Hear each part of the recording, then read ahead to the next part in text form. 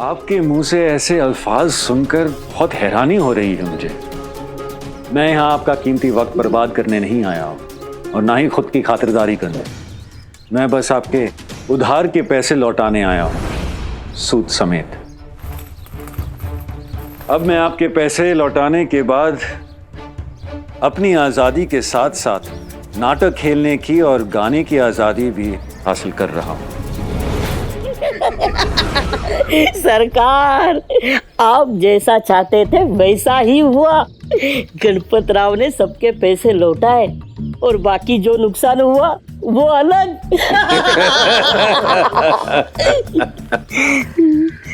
अब समझ में आएगा उस गणपत को कुलकर्णी सरकार को चुनौती देने का परिणाम क्या होता है। आज से तुम दोनों का एक ही काम, नाटक आरंभ होने से पहले उस गणपत को बुलाकर मेरे पास लाओगे तुम दोनों। देखता हूं कैसे करता है नाटक। लगता है इस जन्म में मेरे पैसे लौटा नहीं पाएगा वो।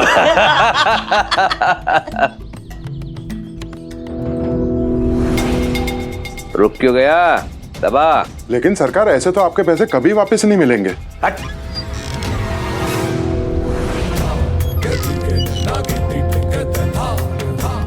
पैसे तो कभी भी वसूले जा सकते हैं अंता, लेकिन मैं गणपत को उसके घुटनों पे देखना चाहता हूं। मैं चाहता हूं कि वो मेरे पैरों में गिरे, अपनी नाक रगड़े।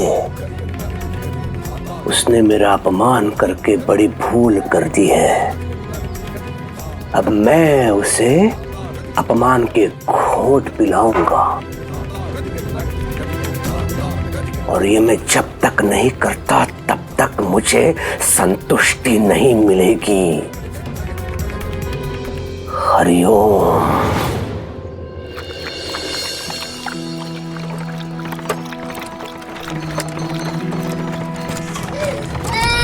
एक तो तब से रो ही जा रहे हो और अब ऊपर से दूध भी नहीं पी रहा।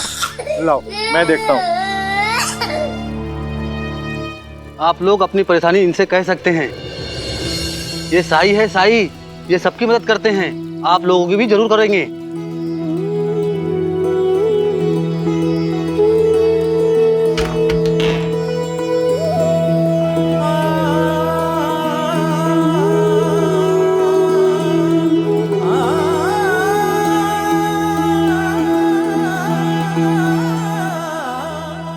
कहिए, मैं आप लोगों की क्या मदद कर सकता हूँ? साई, हमारा बिट्टू कब से रोए जा रहा है, शांति नहीं हो रहा है। दरअसल बात यह है कि इसके पैदा होने के बाद हम पहली बार इसे लेके हमारे गांव से बाहर निकले हैं। इसकी मौसी से मिलवाने जा रहे हैं, लेकिन जब से हम अपने गांव से बाहर निकले हैं तब से ये रो रहा है, चुप होने का नाम ही नहीं ले रहा है। पता नहीं किसकी नजर लग गई है। मुझे लगता है कि इसे यात्रा रास नहीं आई है। समझ नहीं आ रहा है कि कैसे इसे चुप कराए। आप लोग कुछ देर के लिए यहाँ द्वारका माई में ही क्यों नहीं रुक जाते? आइए। जी साई, हम अभी आते हैं। साई, कितनी सहजता से इन लोगों ने तुम्हारी बात मान ली, तुम्हारी मदद लेने के लिए तैयार हो गए। और एक वो है गणपत राव।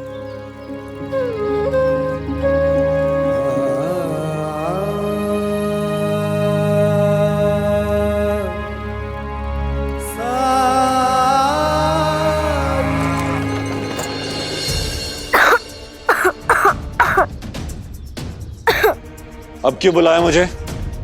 हाँ, अरे क्या नाम है तुम्हारा? वो, हाँ, गणपत। अरे गणपत, ये मेरा भांजा है, इसका स्वास्थ्य ठीक नहीं है। औषधि दे दी है मैंने इसको, लेकिन आराम करेगा तभी तो स्वास्थ्य पाएगा कि नहीं। और बात यह है ना कि ये बहुत चंचल है, सो ही नहीं पा रहा है। तो मैं क्या कर सकता हूं? मैं कलाकार हूं, वैद्य नहीं। आहा, वैद्य तो तुम बन नहीं सकते क्योंकि उसके लिए अध्ययन की आवश्यकता होती है, लेकिन तुम तो बहुत आलसी हो। जिस लेखा पत्र पे तुमने हस्ताक्षर किए उसे ढंग से पढ़ने का प्रयास भी नहीं किया तुमने। और सबसे महत्वपूर्ण, तू मेरा दास है, दास। और सुनो रुक्मिणी, ये दास बहुत अच्छा गाता है। अरे वो राग मलार गा के बारिश करवा दी इसने।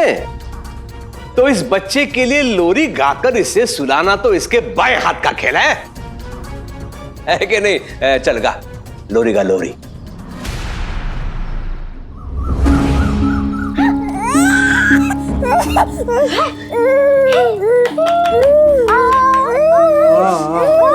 बेटा शांत हो जा। मेरा बेटा क्यों रो रहा है? कितना रोएगा? शांत हो जा।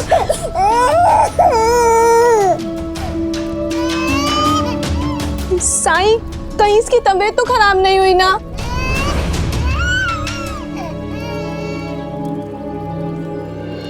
का आप बिल्कुल परेशान मत होइए, आप साई के पास हैं। अगर आपके बिट्टू की तबीयत खराब भी होगी तो साई से ठीक कर देंगे। लाई, बच्चा मुझे दीजिए।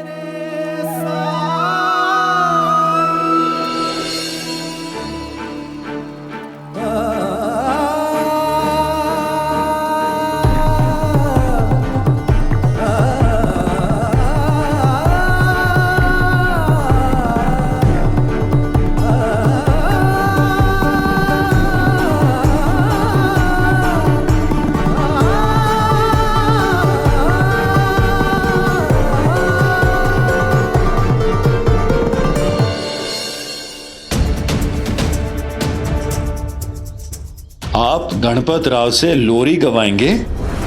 दास अगर बलशाली हो तो उससे परिश्रम करवा सकता हूं मैं, लेकिन तू तो परिश्रम करने के योग्य भी नहीं है। केवल गा सकता है तू, तो गा, लोरी गा। मैं आपको पहले भी कह चुका हूं कि गणपत राव सिर्फ रंगमंच पे गाता है। ये सब गणपत राव को ऋण लेने से पहले सोचना चाहिए था। अहो, रहने दीजिए, मैं सुला दूंगी इसे। तुम चुप बैठो। गणपत, अगर मैं चाहूं तो तुम्हें यहां लावनी करने के लिए भी कह सकता हूं और तुम्हें करनी होगी। तुम्हारा सौभाग्य है कि मैं तुम्हें केवल लोरी गाने के लिए कह रहा हूं। गाओ, लोरी गाओ।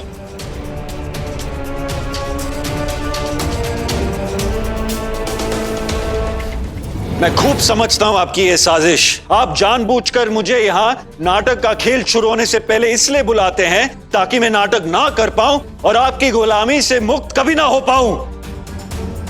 गणपत, मैं ऐसा कुछ भी नहीं कर रहा हूं जो अनुबंध में स्पष्ट ना हो। अगर ये लोग ऐसे ही शोर करते रहे तो गोविंदा कैसे सो पाएगा? अरे गाओ।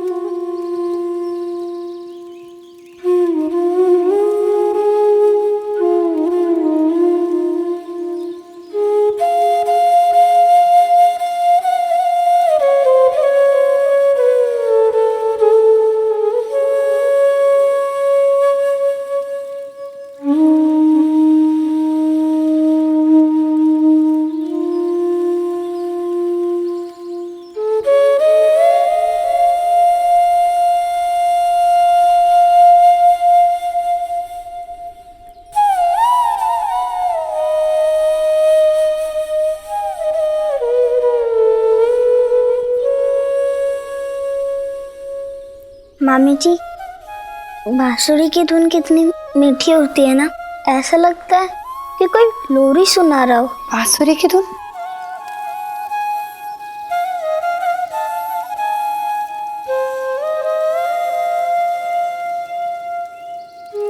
मुझे तो कोई आवाज नहीं आ रही। मुझे तो सुनाई दे रही है। क्या आप सुन नहीं पा रही है?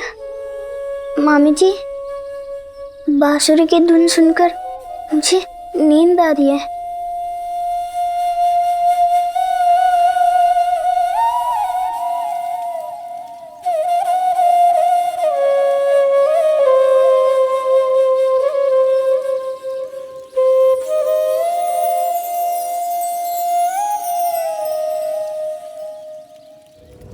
मेरा आदेश है, गाओ। अहो, गोविंदा तो सो गया।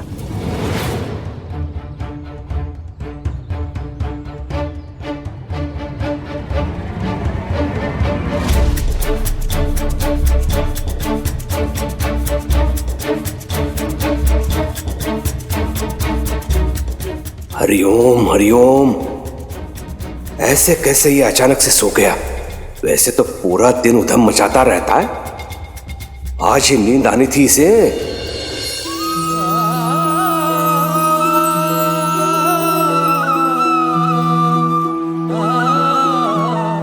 आपका बहुत बहुत शुक्रिया साईं।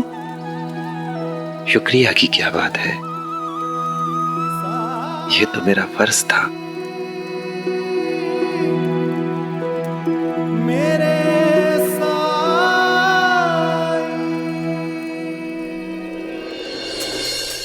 अब मैं जाऊं? 2 घंटे के लिए। केवल 2 घंटे के लिए। मेरे मित्र आने वाले हैं भोजन पर, मैं चाहता हूं कि तू उनका मनोरंजन कर।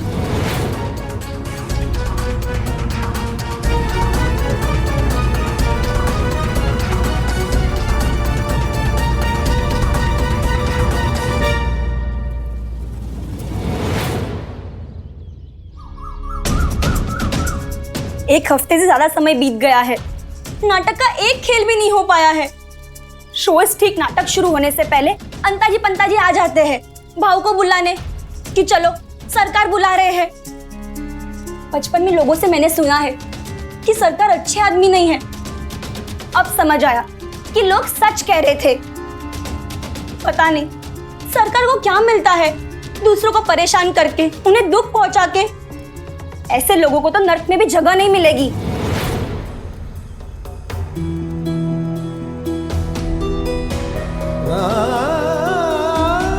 जब चंपा को ये पता चलेगा कि गणपत राव को बर्बादी के रास्ते पर ले जाने वाला और कोई नहीं बल्कि उसका पिता है, तब चंपा पर क्या बीतेगी?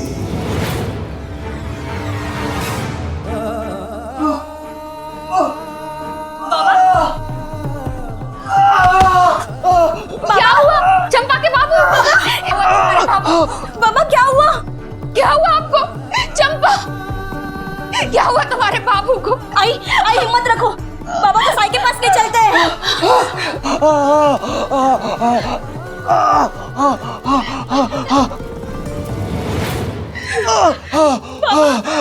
बाबा क्या हुआ?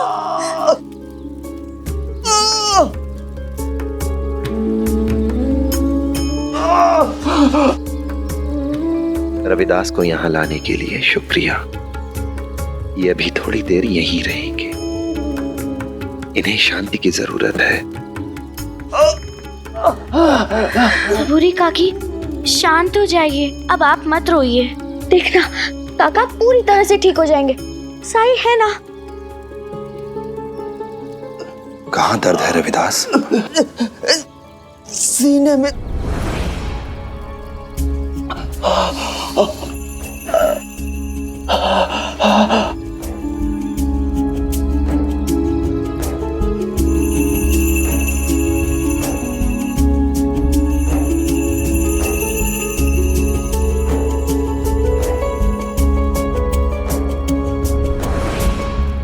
साई, साई, बाबा को कोई बड़ी बीमारी तो नहीं ना? तुम्हारे बाबा की बीमारी बड़ी या गंभीर नहीं, पर हां, इसका इलाज मेरे पास नहीं है। तुम्हारे बाबा की बीमारी शारीरिक नहीं, मानसिक है। इन्होंने अपने मन में बहुत सारे रहस्य छिपा रखे हैं, और वही राज इन्हें अंदर ही अंदर परेशान कर रहे हैं। इसका इलाज मेरे पास नहीं चंपा, खुद इनके पास है।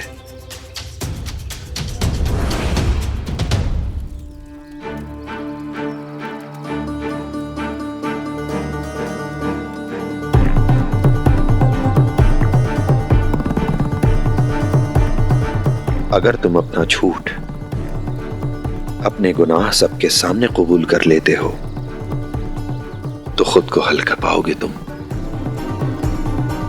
तुम्हारे पाप, तुम्हारे गुनाह तुम्हें अंदर ही अंदर कचोट रहे हैं, और जब तक तुम उन्हें खुद नहीं बताओगे वो तुम्हें अंदर ही अंदर खाते रहेंगे।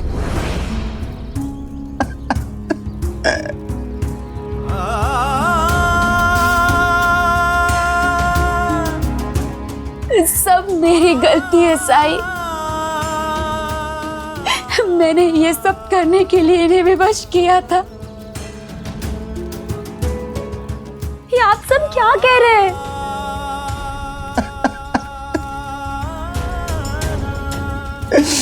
साईं, मैं मजबूर था। साईं, सरकार ने हमें कोई दूसरा विकल्प नहीं दिया था।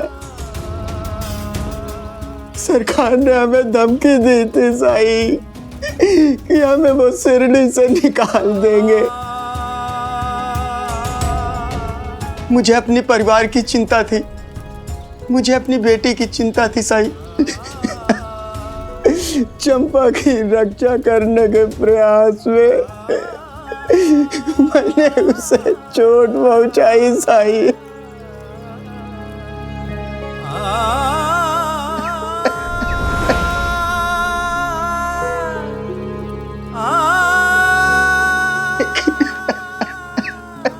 मुझे कुछ समझ नहीं आ रहा।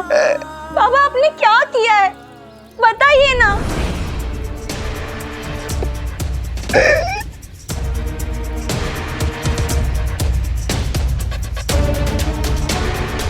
अगर तुम्हें अपना घर प्यारा है ना रविदास, तो ये तुम्हें कुछ भी करके, कैसे भी करके करना होगा, और तुम्हें ही करना होगा। और नहीं किया तो शिरडी के बाहर फेंकवा दूंगा तुम्हें।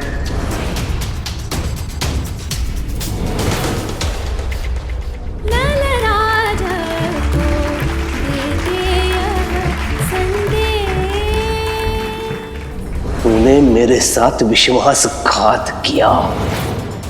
तूने वचन दिया था मुझे कि तू उस गणपत राव का खेल खराब करेगा, लेकिन हुआ उल्टा। अगर तुम लोग रास्ते पे नहीं आना चाहते हो तो उस गणपत राव को रास्ते पे लेके आओ। इतने घटिया किस्म के कपड़े और जेवर दिए हैं आपने कि उसे पहनकर इसके सारे शरीर पर लाल चकत्ते पड़ गए हैं।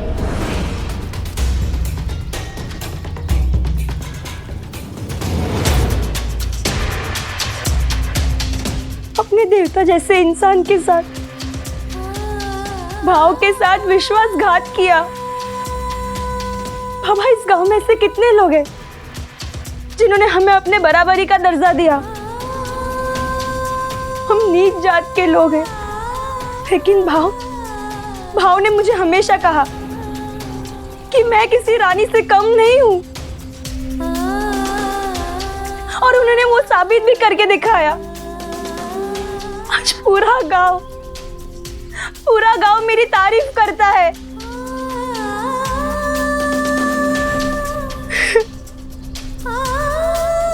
क्यों किया आपने ये सब? क्यों किया? अरे ज्यादा से ज्यादा क्या हो जाता? केवल हमारे सिर पर छत नहीं होती। ऐसे हर चीज के लिए हम गांव वालों से मदद मांगते हैं ना, तो क्या मुसीबत के समय गांव वाले हमारी मदद नहीं करते? अरे गांव वालों की छोड़िए, हम साई से मदद मांग लेते, हम यहाँ द्वारका माई में रह लेते। लेकिन ऐसा कब तक? आई, भाव ने हमें अपने शिविर में रहने के लिए जगह दी थी ना।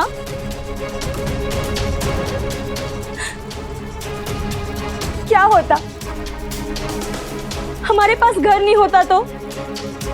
अरे हम नाटक मंडली के साथ यात्रा कर लेते, जहां जहां नाटक जाता वहां वहां हम जाते और पैसे बचाकर हम अपने लिए घर खरीद लेते। आई, बाबा, हमारे पास कई विकल्प थे, लेकिन आपने गलत विकल्प चुना। आपने गलत निर्णय लिया, जिसने हम पर इतना भरोसा किया, आपने उसके साथ धोखा किया।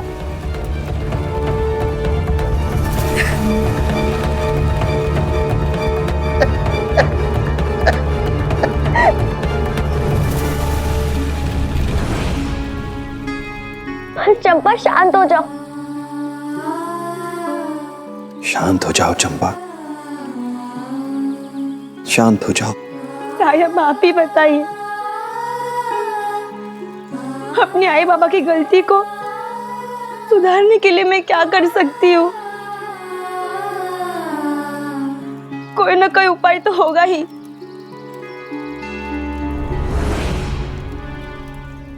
दुर्भाग्य से हम अपने कहे हुए शब्दों को और किए हुए कार्यों को कभी वापस नहीं लौटा सकते।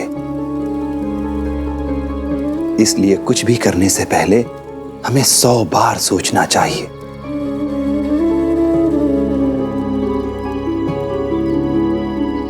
जो भी आप लोगों ने किया है उसे वापस तो नहीं लौटा सकते आप, लेकिन सच स्वीकार कर सकते हैं, उसे सच बता सकते हैं, क्योंकि उसे सच से रूबरू कराने की सख्त जरूरत है।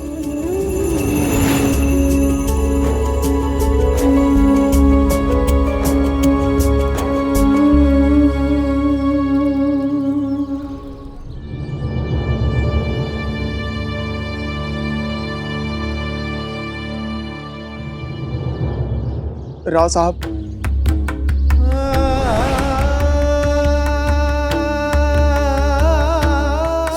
मुझे माफ कर दीजिए राव साहब, मुझसे बहुत बड़ी भूल हो गई राव साहब। तुम्हें क्या लगता है साई, राव साहब उन्हें माफ कर देंगे? मुझे नहीं लगता, बल्कि मुझे तो डर इस बात का है कि कहीं वो ये ना समझ बैठे कि चंपा अपने आई बाबा की तरह गुनहगार है, वो उनके साथ मिली हुई है। जबकि सच तो ये है कि चंपा राव साहब का बहुत सम्मान करती है। अगर राव साहब ने चंपा को एक भी शब्द कहा तो वो अपने ऊपर लगे इल्जाम को नहीं सह पाएगी। साई,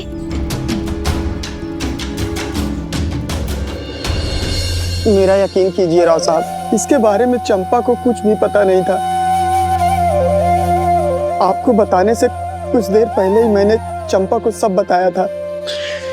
मुझे विश्वास है कि चंपा इन सब से अनजान रही है। ये सब मेरी गलती है। भाव, आप ऐसे हिम्मत नहीं हार सकते। कुछ ना कुछ विकल्प तो जरूर होगा जो हम कर सकते हैं। मैं तो कहती हूँ आपको साई। राव साहब,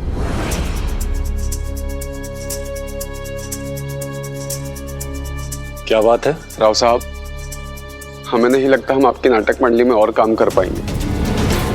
पिछले 1 हफ्ते से नाटक का एक भी खेल नहीं हुआ है और ना कोई कमाई। और जिस तरह के हालात बने हुए हैं, इन्हें देखकर लगता भी नहीं कि हालात अब बदलने वाले। राव साहब, गांव के लोग बता रहे थे कि जो कोई भी कुलकर्णी सरकार से उलझा है और उनके चंगुल में फंसा है, वो उनके चंगुल से कभी बाहर नहीं आया। ये सच कह रहे हैं राव साहब। पिछले कुछ महीनों से हमारा मेहनताना नहीं मिला है। अगर आप हमारा मेहनताना दे दे तो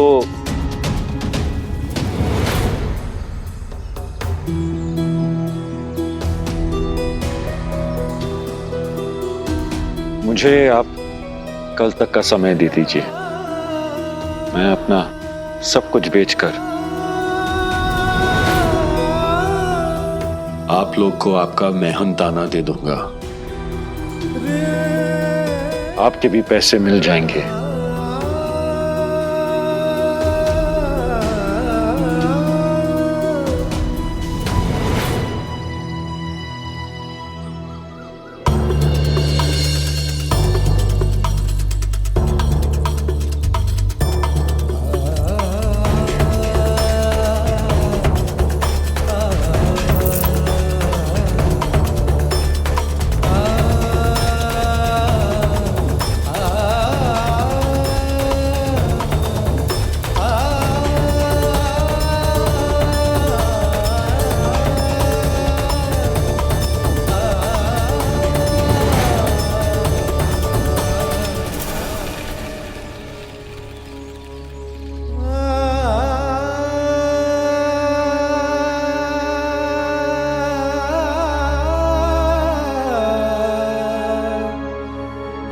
राव साहब,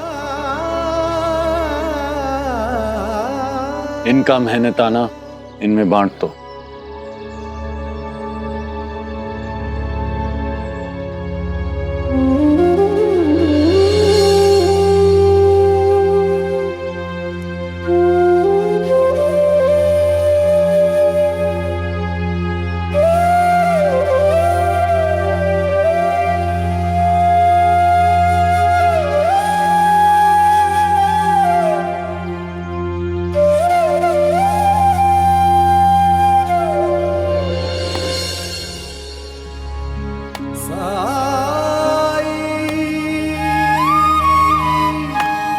गणपत राव जी,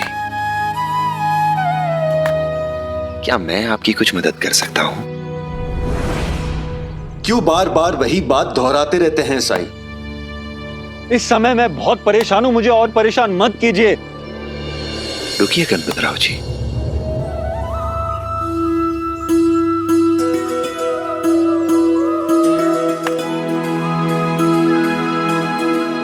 मेरा इरादा आपको तकलीफ पहुंचाने का बिल्कुल नहीं था।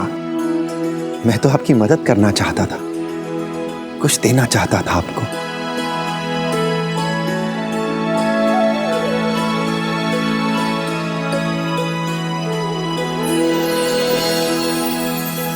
ये सिक्के पहचानते हैं ना आप?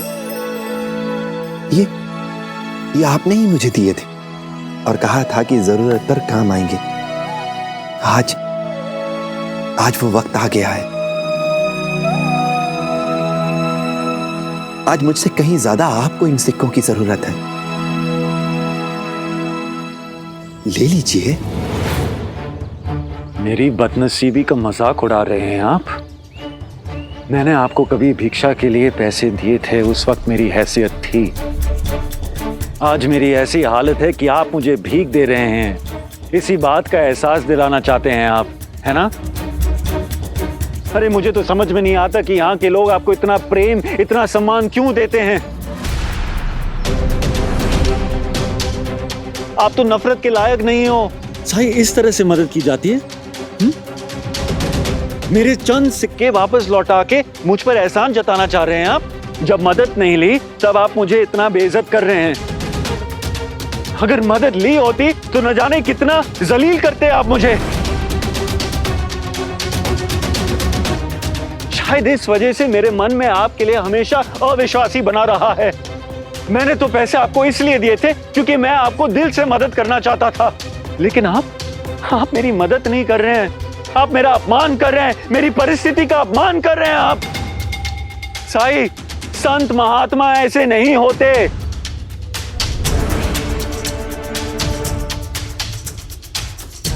और वो मूर्ख इंसान, वो बलाल पंथ, न जाने कैसे वो आपके झांसे में आ गया।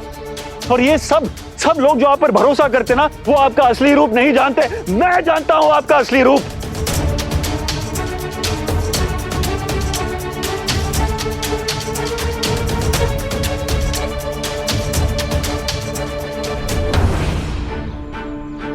मैं वापस ये पैसे ले रहा हूं, इसलिए नहीं क्योंकि इससे मेरी मदद हो गई, नहीं, इसलिए क्योंकि ये मेरी मेहनत की कमाई है और आप इसके योग्य नहीं हैं। आप जैसे लोगों के पास ये पैसे होने से बेहतर है कि मैं इन्हें फेंक दूं कहीं पे, क्योंकि आप तो सिर्फ लोगों को नीचा दिखाना जानते हैं। इसके सिवाय और कोई काम नहीं है आपके पास।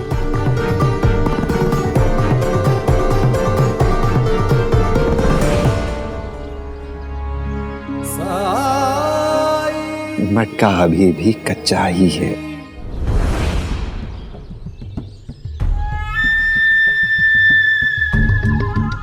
गणपत राव जी। हाँ पता है, कुलकर्णी ने बुलाया है, थोड़ी देर में आता हूँ। अरे रे रे रे रे रे रे, बहुत परेशान लग रहे हैं आप। अरे हम साई के जैसे थोड़ी ना है जो जले पे नमक छिड़केंगे।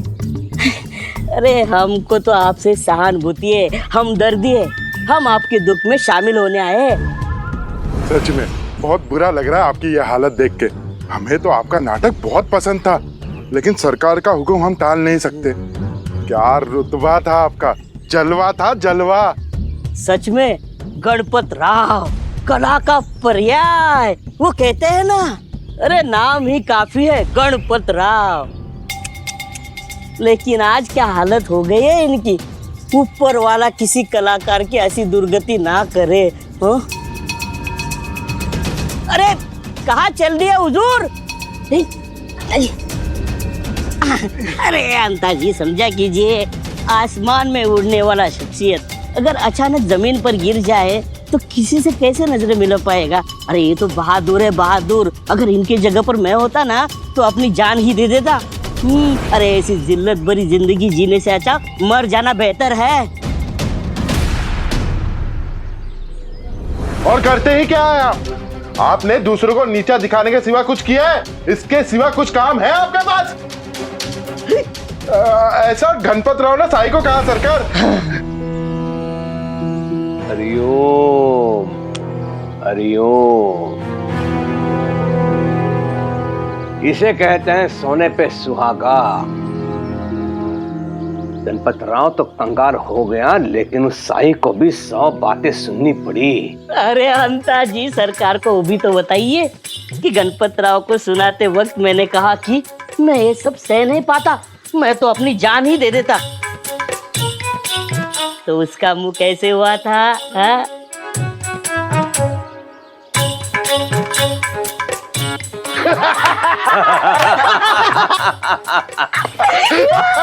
अंततः ऊंट पहाड़ के नीचे आ ही गया।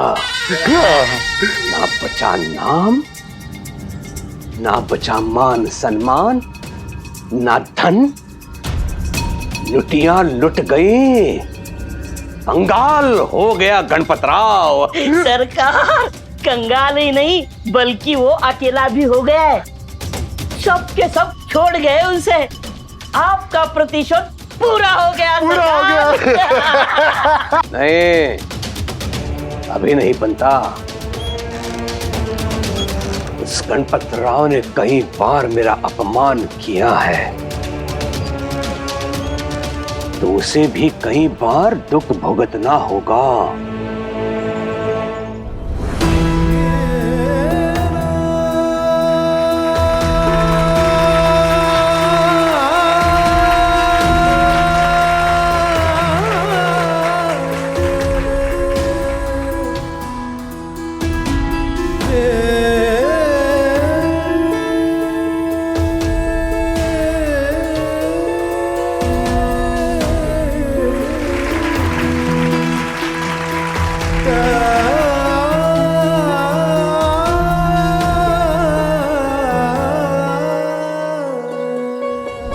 अगर इनके जगह पर मैं होता ना तो अपनी जान ही दे देता। अरे ऐसी जिल्लत भरी जिंदगी जीने से अच्छा मर जाना बेहतर है।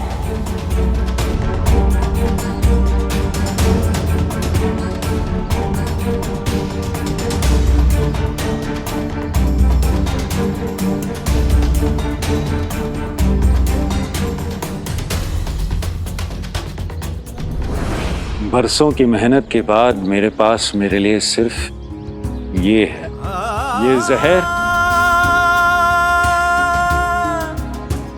और उस फकीर के दिए हुए ये 3 सिक्के।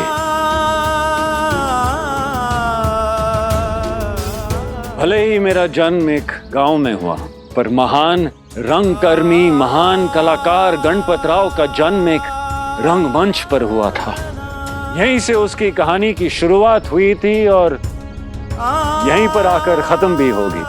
गणपतराव का आखिरी प्रदर्शन, गणपतराव का आखिरी अभिनय को कोई भी नहीं देख पाएगा।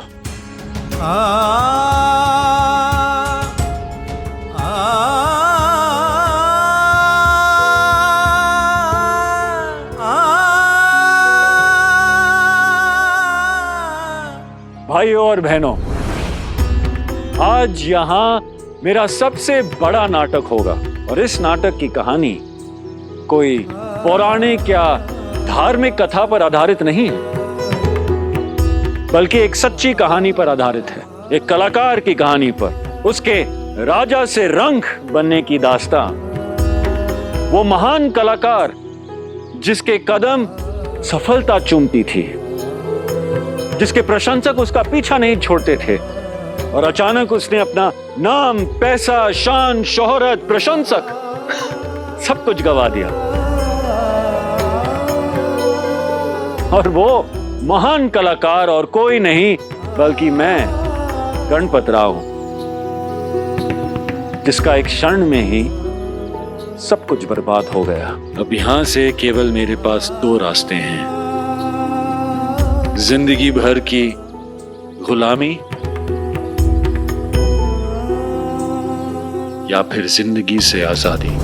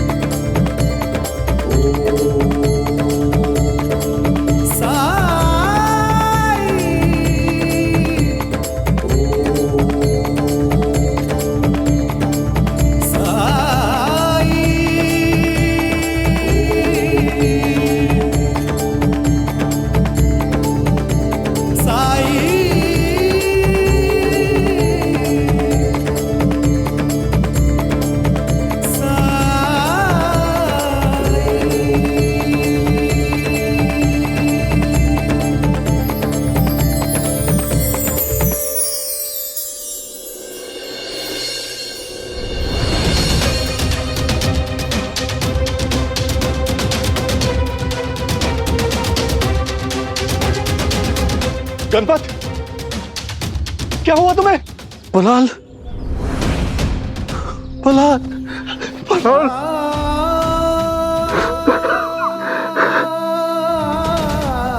तुम मुझे छोड़ के कहां चले गए थे?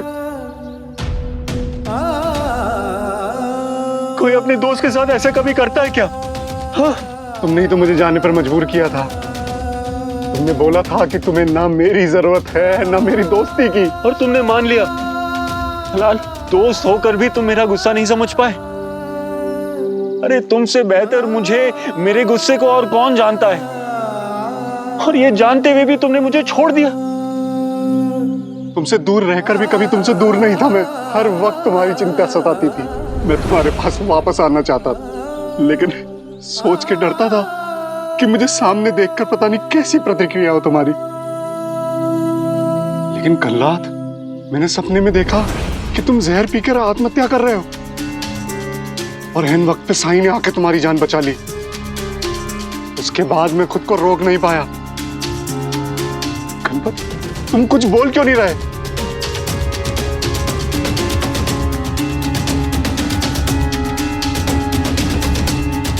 सारा सामान, सारे लोग कहां गए? क्या तुमने शिरडी छोड़ के जाने का फैसला ले लिया है?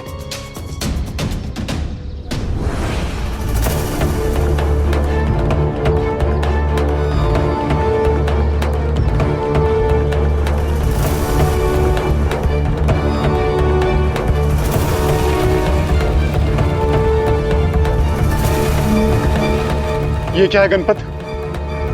तुमने आत्महत्या करने की कोशिश की? हाँ, और क्या करता मैं? पागल हो गए हो तुम? तुम ऐसा सोच भी कैसे सकते हो? बहुत लंबी कहानी है। कहीं छोड़कर नहीं जा रहा मैं तुम्हें। बताओ मुझे क्या हुआ था? बलाल, ये सब तुम्हारे जाने के बाद शुरू हुआ।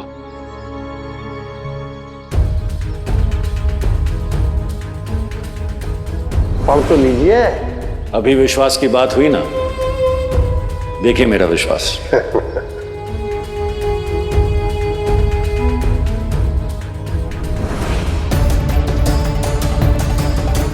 चौथे पृष्ठ पर दूसरे अनुच्छेद में वर्णित उपनियम चौथे में ये लिखा है कि तुमने अपने आप को मेरे पास गिरवी रखा है, गणपतराव गिरवी।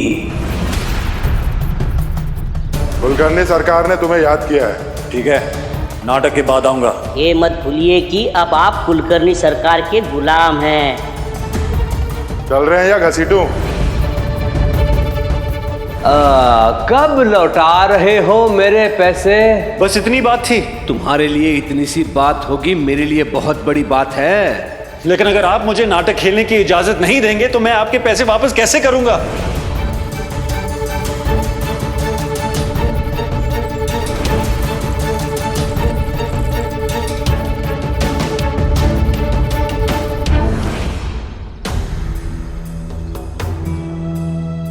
मेरी पीठ पीछे इतना सब कुछ हो गया और मुझे खबर देना भी जरूरी नहीं समझा तुमने?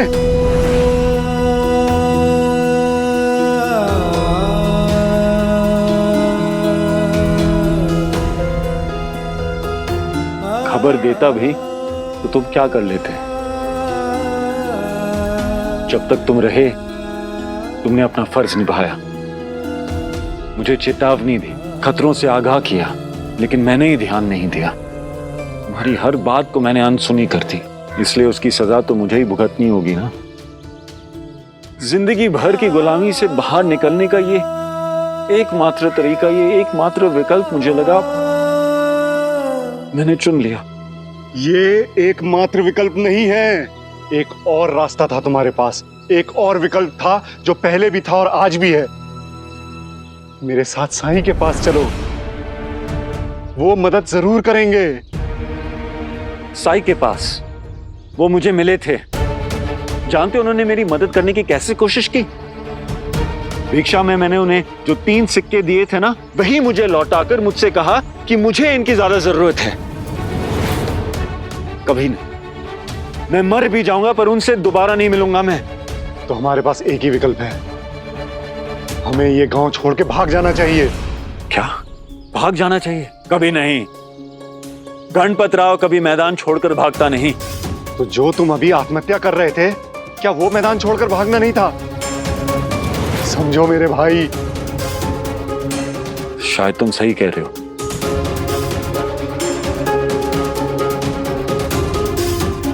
चलो मेरे साथ।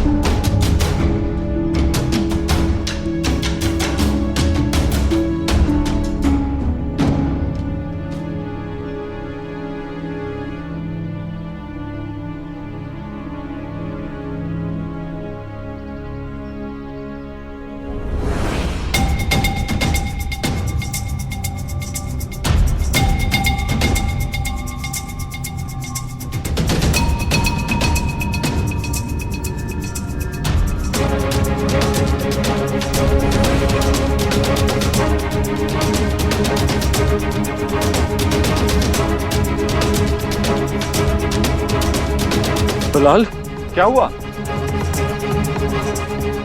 देखो,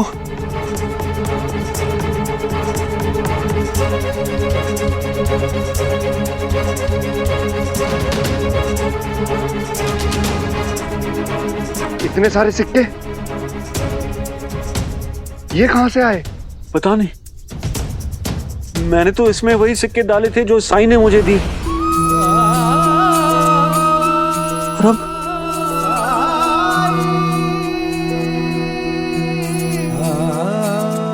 ये तो कच्चा है।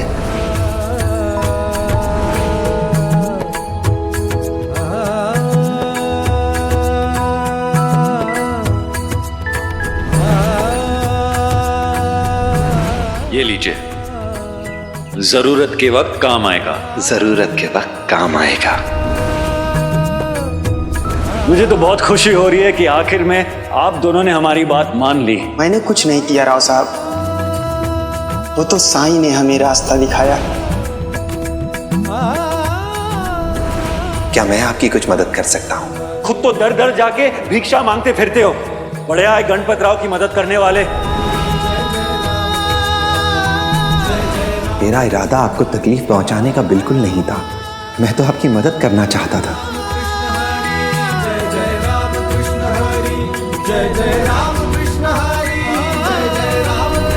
जब मदद नहीं ली तब आप मुझे इतना बेइज्जत कर रहे हैं। अगर मदद ली होती तो न जाने कितना जलील करते आप मुझे।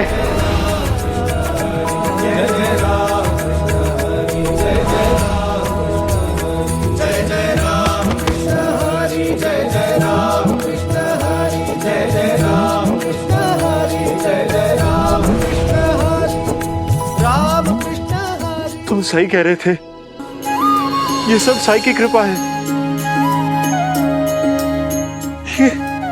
ये पैसों का चमत्कार उन्हीं की वजह से है। मतलब वो साईं थे।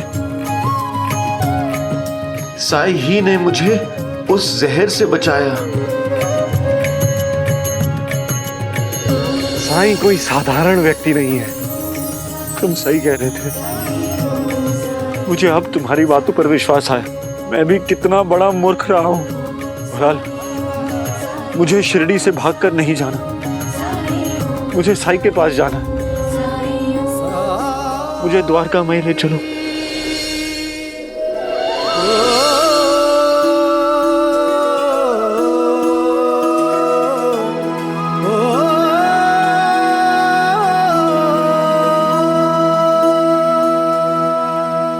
बहुत देर कर दी आने में।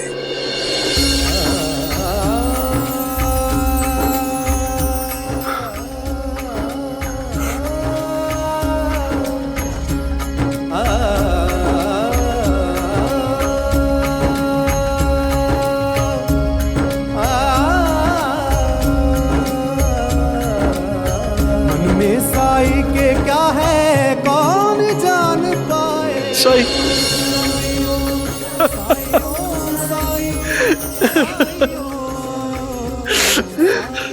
हाँ साईं, देर कर दी मैंने आने में, आपको समझने में। साईं मुझे माफ कर दीजिए, मैं अपने अहंकार में अंधा हो गया, देख नहीं पाया कि आप हमेशा मेरी मदद करते रहे और मैं बस आपका अपमान करता रहा। और फिर भी आपने कभी मेरा साथ नहीं छोड़ा साईं। साईं, आपने जो मेरे लिए किया उसका आभार प्रकट करने के लिए मेरे पास शब्द ही नहीं है साईं।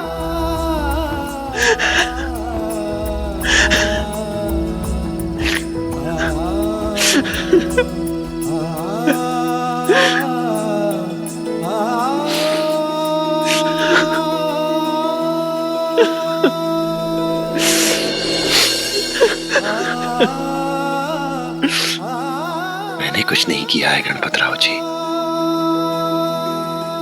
जो कुछ किया है उस मालिक ने किया है। करता भी वही है और कारण भी वही है।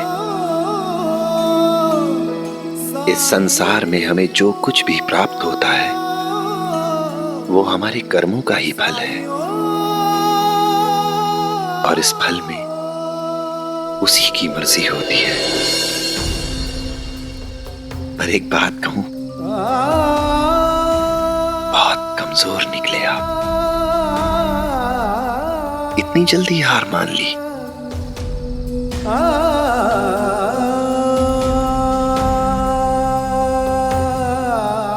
सायुस, जिंदगी भर उस कुलकर्णी की गुलामी से तो मरना ही बेहतर है ना। अब आपको किसी की गुलामी करने की जरूरत नहीं है। इन पैसों से कुलकर्णी सरकार का कर्ज अदा करके अपनी आजादी सुनिश्चित कीजिए आप। जी साईं। पर जाने से पहले मुझे तुमसे कुछ चाहिए। आदेश करें साईं।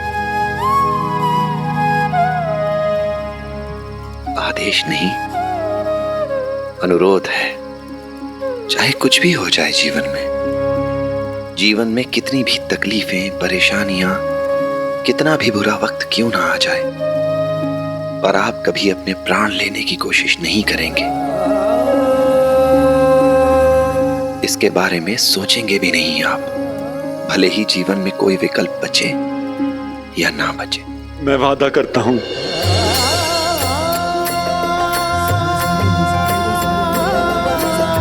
इस बार हम पूरी तैयारी के साथ जाएंगे साईं। मैं सारे दस्तावेज तैयार कर लूंगा जो इस बात का सबूत होंगे कि हमने पूरा ऋण सूद समेत कुलकर्णी सरकार को वापस कर दिया। पंता जी, सुबह होते सरकार को बताना होगा। हाँ।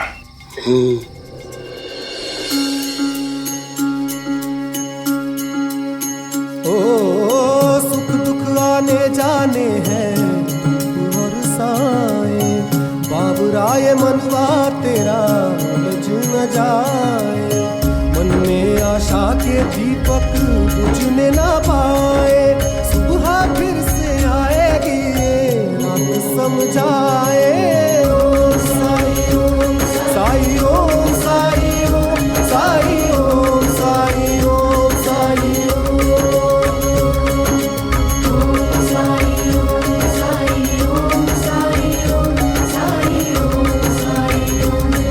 ओम साई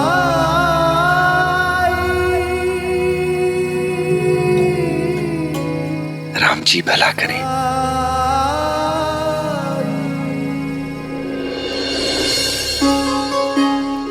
भले ही कोई इंसान कितना ही गुणी, कितना ही ज्ञानी क्यों ना हो, भले ही उसमें महान बनने के सारे लक्षण मौजूद हों, लेकिन उसकी केवल एक दुर्बलता उसके विनाश का कारण बनने के लिए पर्याप्त है, और वो दुर्बलता है मनुष्य का अहंकार। वो अहंकार उसकी भक्ति का हो या उसकी शक्ति का, कला का हो या प्रेम का। क्योंकि अहंकार एक ऐसा अंधकार है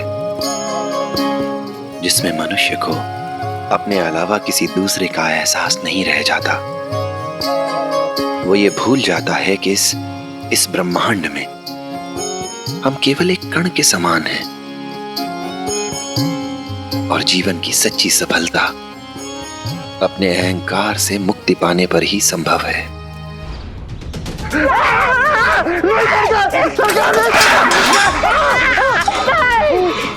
छोड़ूंगा नहीं तुम लोगों को मैं।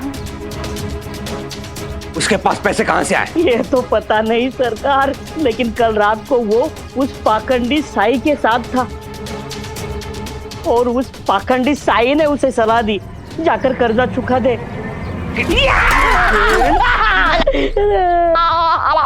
तुम तो कह रहे थे कि वो घृणा करता है उस बैरागी से, फकीर से, तो ये प्रेम कहां से उमड़ पड़ा?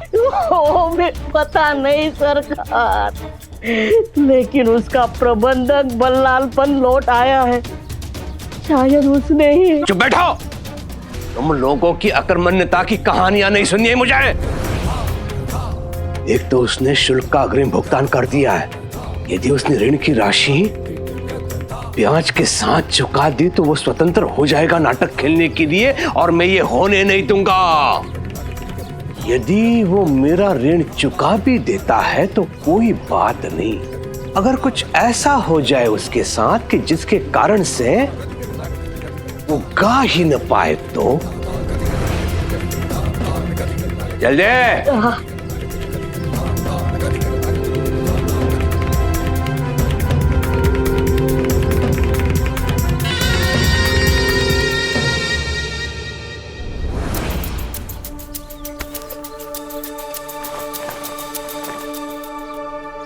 अंता जी, ये जो बादाम लगा हुआ लड्डू है ना, इसमें मैंने सिंदूर मिला दिया है। इसे खाते ही खाने वाले की आवाज जिंदगी भर के लिए खराब हो जाएगी। गाना तो भूल ही जाओ, वो ढंग से बोल भी नहीं पाएगा। आइए आइए राव साहेब, आइए बल्लाल पंत, आइए।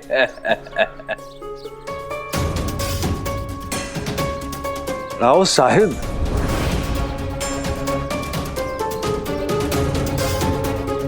आपके मुंह से ऐसे अल्फाज सुनकर बहुत हैरानी हो रही है मुझे। मैं यहाँ आपका कीमती वक्त बर्बाद करने नहीं आया हूँ और ना ही खुद की खातिरदारी करने। मैं बस आपके उधार के पैसे लौटाने आया हूँ, सूद समेत। अब मैं आपके पैसे लौटाने के बाद अपनी आज़ादी के साथ साथ नाटक खेलने की और गाने की आज़ादी भी हासिल कर रहा हूँ।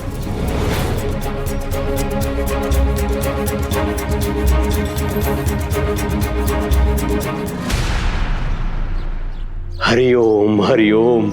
मुझे बहुत खुशी हो रही है, बहुत आनंद हो रहा है गणपतराव कि तुम मेरे पैसे लौटाकर गुलामी से मुक्त हो रहे हो। आओ आओ। मुनीम, लो गिनो।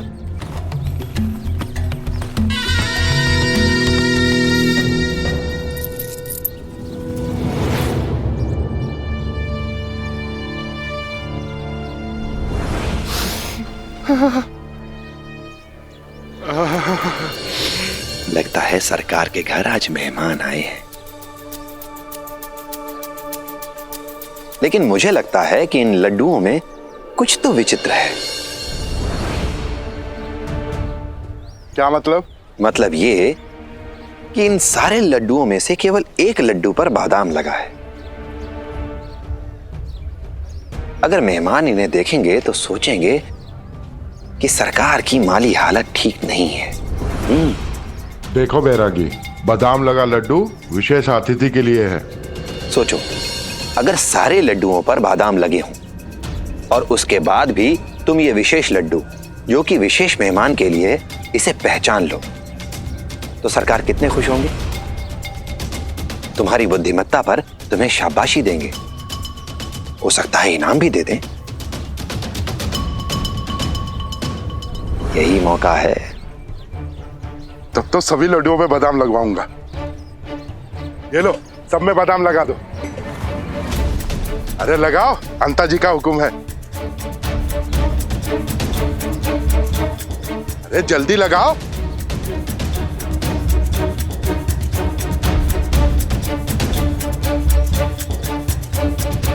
सिंदूर वाला लड्डू बीच में है। सिंदूर वाला लड्डू बीच में है।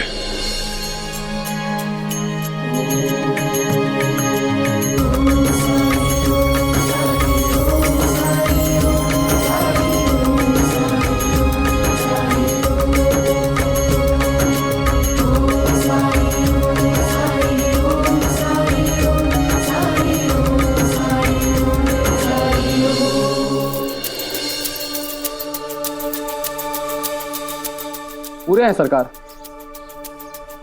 तो अब इन दस्तावेज पे हस्ताक्षर करने में आपको कोई आपत्ति तो नहीं होगी? ये क्या है? इनमें सरल शब्दों में केवल ये लिखा है कि हमने आपका संपूर्ण ऋण सूद समेत वापस कर दिया है। अब गणपत राव साहब किसी के अधीन नहीं है। अवश्य।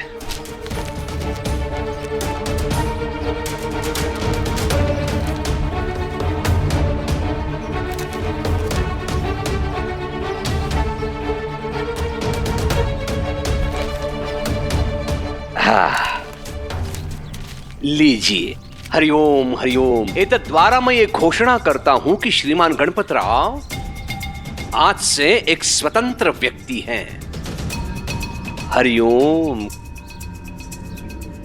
चलो अब। अरे रुक जाइए, बीती बिसारिए, आगे की सुध लीजिए। कहां जाने की जल्दी है? बैठो, बातें करो। लेकिन सच कहूं गणपत राव, मैं तुमसे नाराज था क्योंकि तुमने मुझे अपमानित किया था।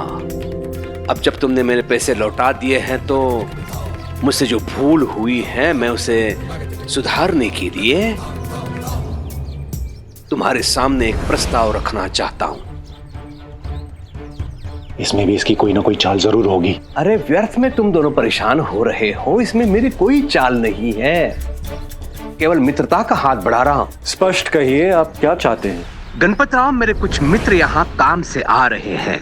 वो मेरे सारे मित्र जमींदार हैं, मुखिया है, व्यापारी है। अगर वो तुम्हें गाते हुए सुने तो उनके लिए सौभाग्य की बात होगी। मैंने बहुत बार प्रयास किया तुम्हारी कला से तुम्हें दूर करने का, तुम्हें रोकने का, किंतु इस बार मैं चाहता हूं कि तुम गाओ।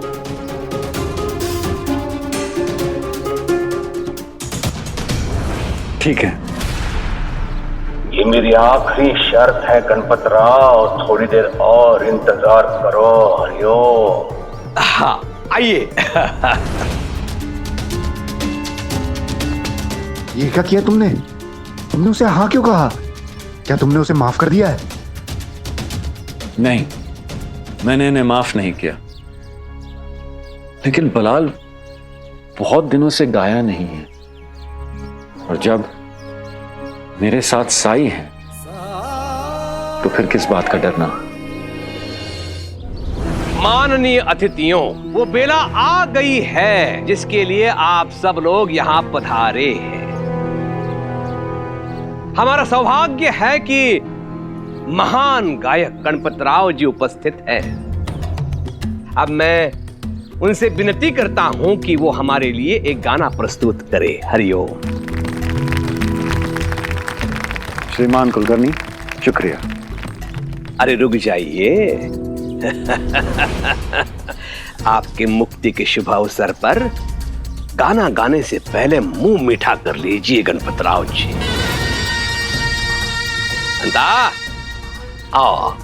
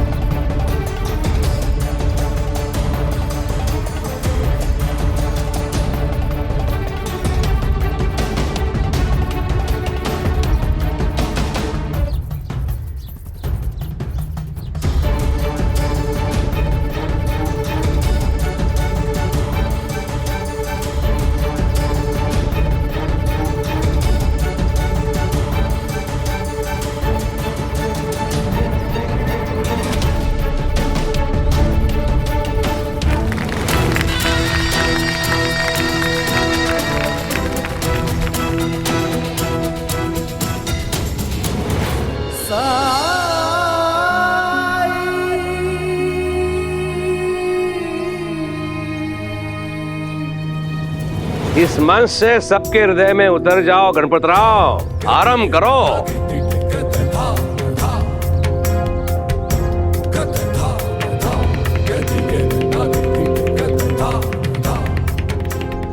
आरंभ करो गणपतराव। जैसे है तुम आलाप के लिए मुंह खोलोगे, अंदर से स्वर नहीं बल्कि हवा निकलेगी।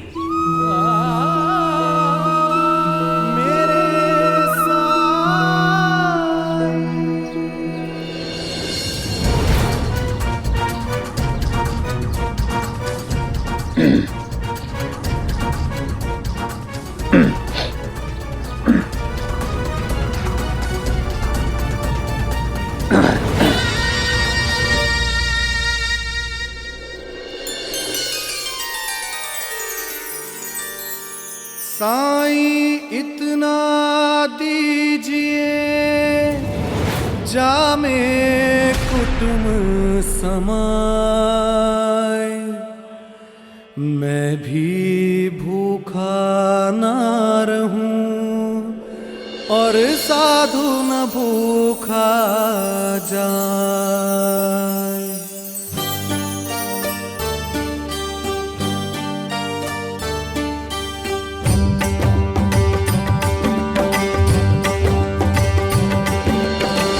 जन्म जन्म से भटक रहा हूँ, राह दिखा दे साईं। जन्म जन्म से भटक रहा हूँ, राह दिखा दे साईं। खंडहर भी तेरी चरण धूल से बनते हैं द्वार कमाई। मेरे साईं मेरे साईं मेरे साईं, मेरे साईं मेरे साईं मेरे साईं।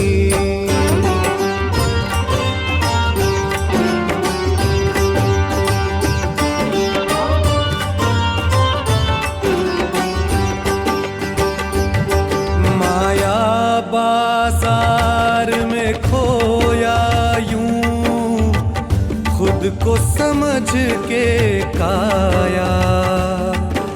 अहम के झूठे कपड़ों से हर पल खुद को सजाया, पर पीछे सारे पर्दों के अंधकार ही पाया।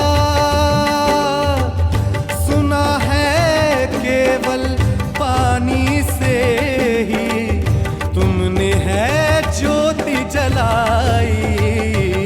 मेरे साईं मेरे साईं मेरे साईं, मेरे साईं मेरे साईं मेरे साईं।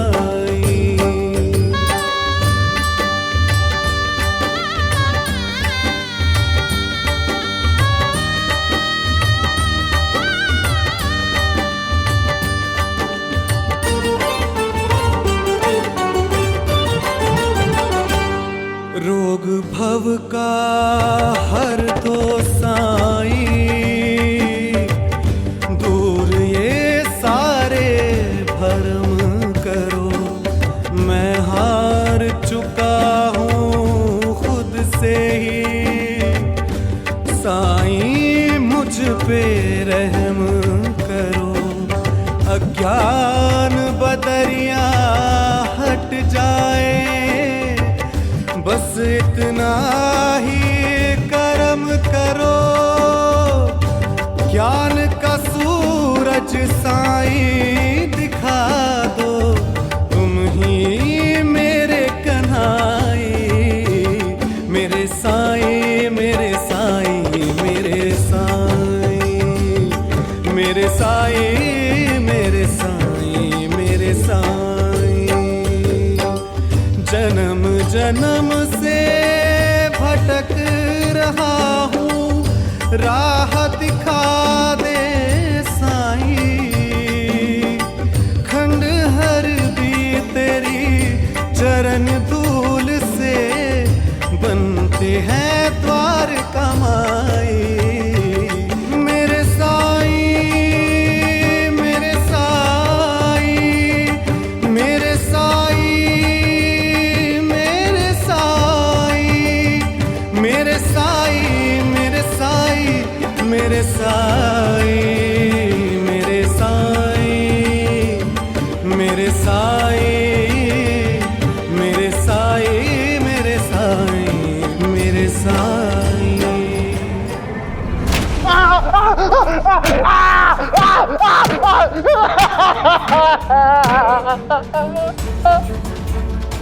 महामूर्ख है तू, महामूर्ख। अब भगवान ने तुम्हें बुद्धि नहीं गोबर दिया है, गोबर। इसीलिए मैंने स्पष्ट कह के भेजा था तुम्हें, जिस लड्डू में सिंदूर है उसी पर बादाम लगवाना। कहा था कि नहीं? अब देख मैं तेरे कैसे प्राण लेता हूँ।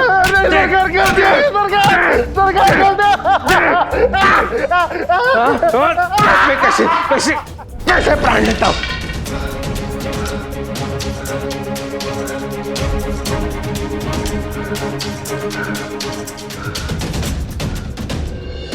सच तो यह है कि बहुत समय के बाद मुझे साई की महिमा समझ में आई।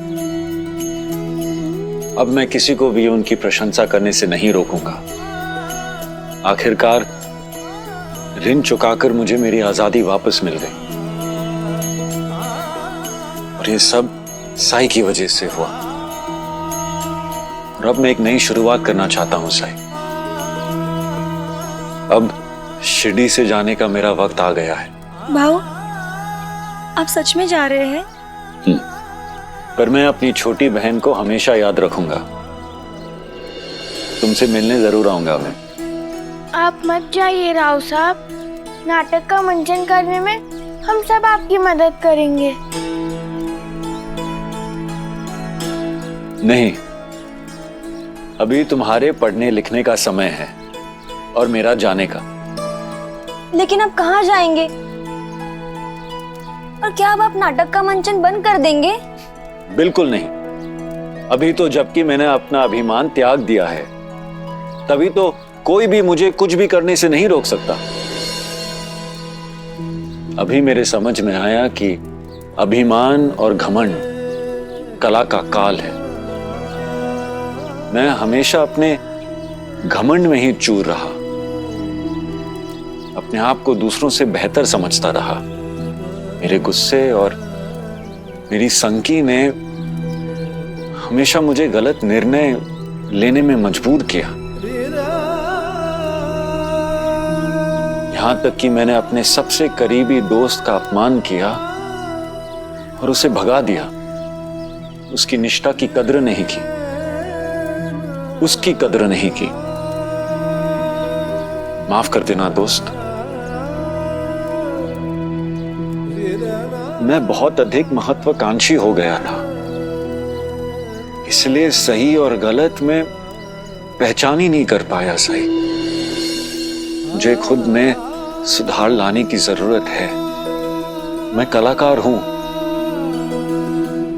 पर मैं चंपा जैसा कलाकार बनना चाहता हूं, जो गाती है तो सिर्फ अपनी खुशी के लिए। महत्वाकांक्षी होने में कोई बुराई नहीं है गणपतराव जी, लेकिन हमें अपनी महत्वाकांक्षा में इतना खो नहीं जाना चाहिए कि अपने आसपास के लोगों को भी देख ना सके और खुद को अकेला कर ले। अगर ईश्वर ने प्रतिभा दी है तो हमें उसे तुच्छ नहीं समझना चाहिए, सम्मान करना चाहिए उसका। और सच्चा सम्मान तो तब है जब लोग हमारी कला के साथ हमारे व्यक्तित्व, हमारी इंसानियत का भी सम्मान करें।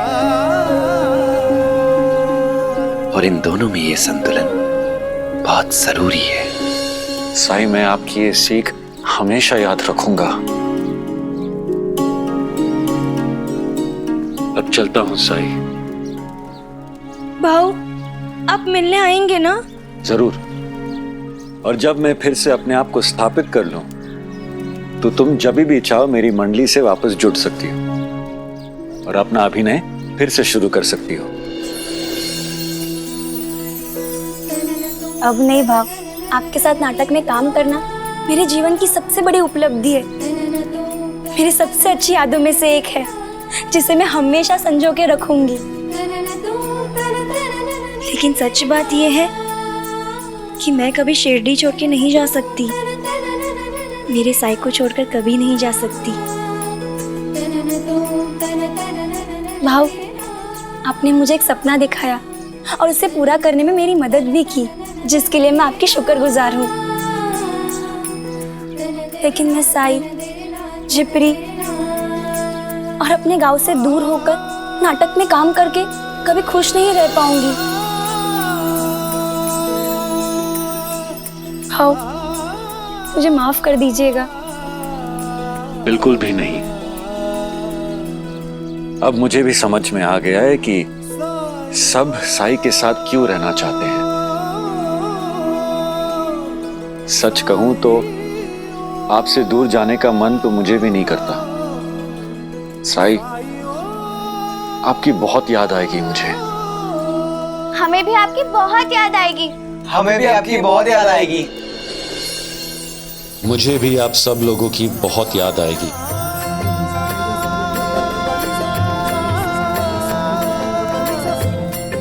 अब मैंने सही मायनों में सफलता पाई है। इन मासूम बच्चों का प्यार पाया है।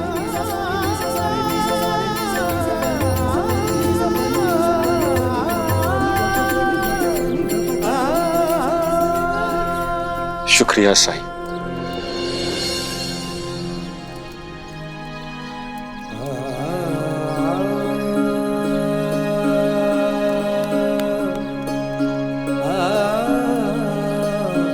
मटका अब अच्छी तरह से पक गया है।